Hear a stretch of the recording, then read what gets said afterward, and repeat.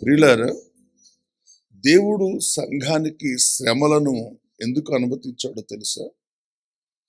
ఈ శ్రమల ద్వారా మన విశ్వాసం పవిత్రమవుతుంది. ఈ శ్రమల ద్వారా మన విశ్వాసం పరిశుద్ధపరచబడుతుంది.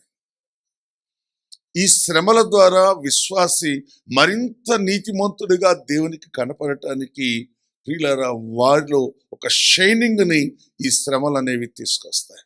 అందుకే చాలా మంది సువార్తకు వెళ్దామంటే ఎందుకు రారు అంటే ఈ శ్రమలకు భయపడే.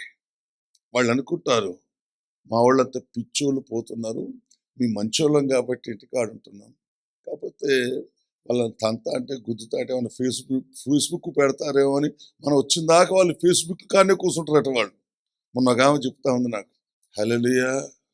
అందుకే పిరికివాడు క్రీస్తుని వెంబడించడం అసాధ్యం. పిరికోళ్ళు క్రీస్తుకు పనికిరారండి. పిరికివాళ్ళు క్రీస్తుకి పనికిరారు.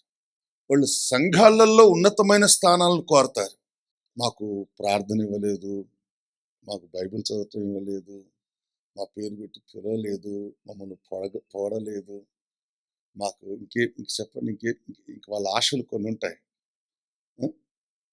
కొన్ని వాళ్ళకి దింపుడు గల ఆశలు ఉంటాయి.